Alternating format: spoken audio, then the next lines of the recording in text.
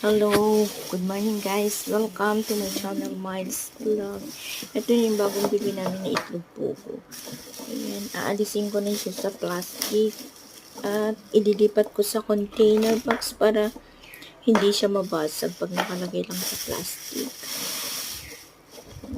Ayan. Ililipat ko na siya isa-isa para hindi naman siya mabasag. Sayang naman kasi pag nabasag, pag nabumpugan.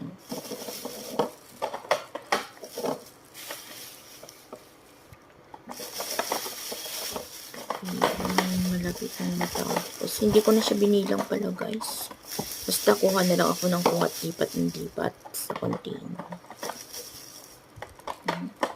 Malapit ang matapos.